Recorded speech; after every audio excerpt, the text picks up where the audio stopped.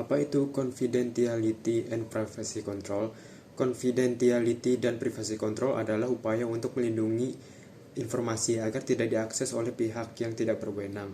Pengendalian ini penting untuk menjaga keamanan data perusahaan maupun data pribadi, sehingga informasi tetap aman, terpercaya, dan digunakan sesuai dengan aturan yang berlaku. Yang pertama adalah protecting confidentiality and privacy. Melindungi kerahasiaan dan privasi merupakan hal penting bagi sistem informasi. Data perusahaan maupun data pribadi pelanggan harus dijaga agar tidak bocor, dicuri atau digunakan secara tidak sah. Beberapa cara yang digunakan perusahaan untuk melindungi informasi antara lain adalah: yang pertama ada mengidentifikasi informasi yang sensitif, menggunakan enkripsi data, mengontrol akses informasi, dan yang terakhir ada memberikan pelatihan kepada karyawan. Berikutnya ada protecting confidentiality and privacy. Perusahaan perlu mengidentifikasi dan mengklasifikasi informasi yang harus dilindungi. Informasi biasanya dibagi menjadi beberapa kategori seperti public information, informasi yang boleh diketahui umum, internal informasi, informasi yang digunakan dalam perusahaan, dan confidential informasi, informasi rahasia seperti data pelanggan dan keuangan. Dengan klasifikasi ini, perusahaan dapat menentukan tingkat keamanan yang tepat. Berikutnya ada protecting sensitive information with encryption. Protecting sensitive information with encryption adalah metode untuk melindungi informasi penting dengan cara mengubah data menjadi kode rahasia sehingga tidak dapat dibaca oleh pihak yang tidak berwenang. Proses ini disebut enkripsi, di mana data asli diubah menjadi bentuk yang sulit dipahami tanpa menggunakan kunci khusus untuk membukanya kembali. Dengan menggunakan enkripsi, informasi sensitif seperti data pelanggan, transaksi keuangan, dan data perusahaan dapat tetap aman, meskipun data tersebut dikirim melalui jaringan ataupun disimpan dalam sistem. Oleh karena itu, enkripsi menjadi salah satu cara efektif untuk menjaga kerahasiaan dan keamanan informasi dalam sistem informasi. Berikutnya ada controlling access to sensitive information. Pengendalian akses bertujuan untuk memastikan bahwa hanya orang yang berhak saja dapat mengakses informasi tertentu. Contohnya, penggunaan username dan password, sistem otorisasi akses, penggunaan biometrik security seperti sidik jari. Hal ini membantu pencegahan penyalahgunaan data oleh pihak yang tidak berwenang. Berikutnya ada training. Perusahaan juga perlu memberikan pelatihan kepada karyawan mengenai keamanan informasi. Pelatihan ini bertujuan agar karyawan memahami pentingnya menjaga kerahasiaan data, mengetahui cara penggunaan sistem dengan aman, menghindari kesalahan yang dapat menyebabkan kebocoran data. Karyawan yang sadar akan keamanan informasi dapat membantu melindungi data perusahaan. Yang berikutnya ada privacy regulation and generally accepted privacy principles. Selain pelindungan internal, perusahaan juga harus mematuhi peraturan privasi yang berlaku. Peraturan ini bertujuan untuk melindungi data pribadi individu agar tidak disalahgunakan oleh organisasi atau pihak lain. Yang berikutnya ada the EU GDPR and US laws. Perlindungan data pribadi juga diatur melalui berbagai peraturan hukum di berbagai negara.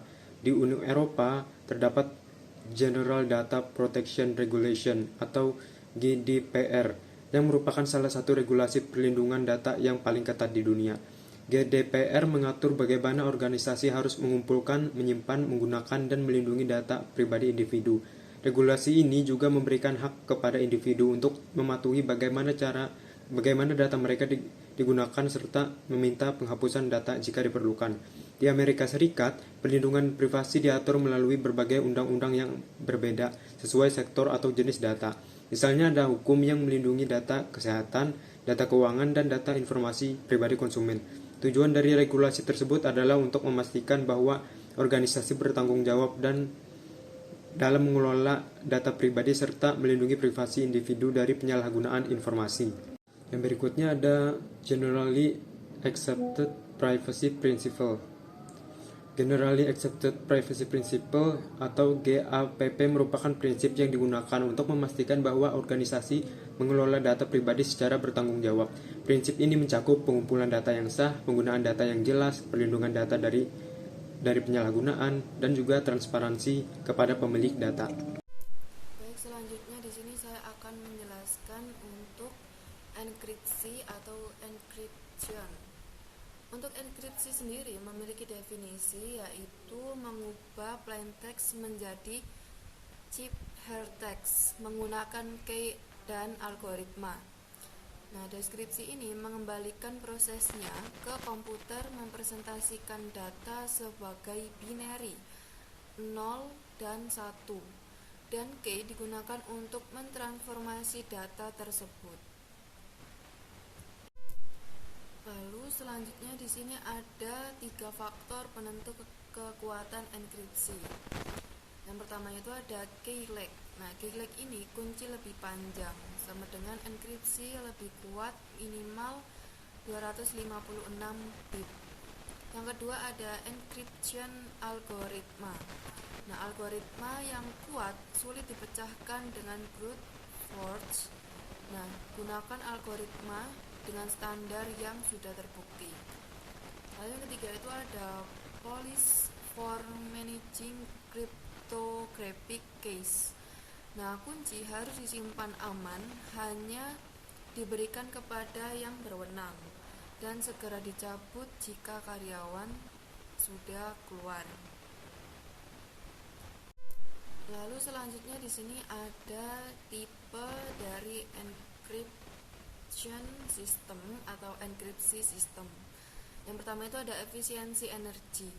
Nah, efisiensi energi ini satu kunci yang sama untuk enkripsi dan deskripsi. Lebih cepatnya itu, tapi resiko keamanan dalam berbagai kunci. Lalu yang kedua itu ada asymmetric encryption.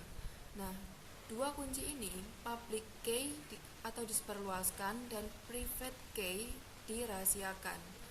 Nah, ini lebih aman untuk komunikasi tapi lebih lambat. Yang ketiga itu ada key escrow.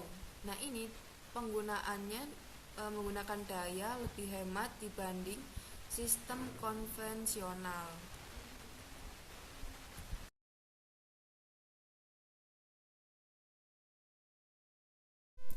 Lalu selanjutnya di sini ada Virtual Private Network atau VPN. Nah, VPN ini menkripsi data saat transit melalui internet, lalu menciptakan tunnel atau private virtual. Ada dua jenis VPN. Yang pertama itu SSL atau TLS, ialah berbasis browser seperti gembok di web. Yang kedua itu ada IPsec, ialah enkripsi di level paket IP. Ada beberapa tantangan dari VPN. VPN bisa berbenturan dengan firewall karena firewall tidak bisa memeriksa paket terenkripsi. Lalu selanjutnya di sini ada hashing. Ada definisi dari hashing, yaitu hashing mengubah plain text menjadi kode pendek tetap hash. Nah, menggunakan algoritma seperti SHA-256. Perbedaan utama dengan enkripsi ada 3. Yang pertama itu hash tidak bisa dimiliki atau on way. Yang kedua, perubahan sekecil apapun pada dokumen menghasilkan hash yang berbeda. Yang ketiga, digunakan untuk memverifikasi integritas dokumen dan sebagai dasar blockchain.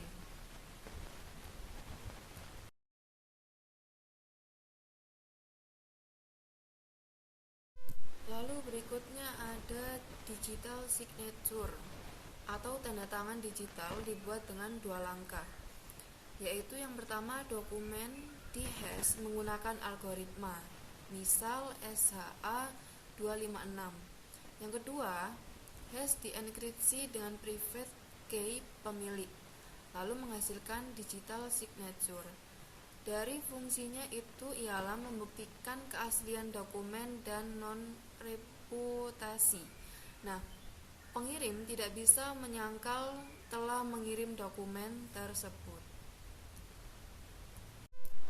Lalu selanjutnya ada public key infrastructure atau 3 digital certificate and public key infrastructure. Ada 3. Yang pertama itu digital certificate. Nah, digital certificate ini dokumen elektronik yang memuat public key dan identitas pemiliknya seperti KTP, paspor. Lalu yang kedua itu Certificate Authority atau CA, organisasi terpercaya yang menerbitkan sertifikat digital. Contohnya itu DigiCert Systematic. Lalu yang ketiga itu ada PKI atau Public Key Infrastructure. Sistem ini sistem pengelolaan pasangan kunci publik maupun private dan sertifikat digitalnya. Lalu selanjutnya di sini ada blockchain. Ada definisi dari blockchain. Blockchain ialah distribusi ledger atau buku besar terdistribusi dari dokumen yang dihash. Ada 3 langkah pembuatan blockchain. Yang pertama itu root hash, mining, dan distribusi. Yang pertama itu ada root hash. Root hash ini dibuat dari sekumpulan dokumen. Yang kedua ada mining. Mining ini validasi blok baru menggunakan nonce untuk menghasilkan hash dengan pola tertentu. Yang ketiga ada distribusi. Distribusi blockchain yang diperbarui disalin ke semua komputer peserta jaringan. Ada keunggulan dari blockchain. Blockchain ini sangat sulit dimanipulasi karena perubahan satu dokumen akan mengubah seluruh rantai hash dan salinan di semua komputer akan tidak cocok.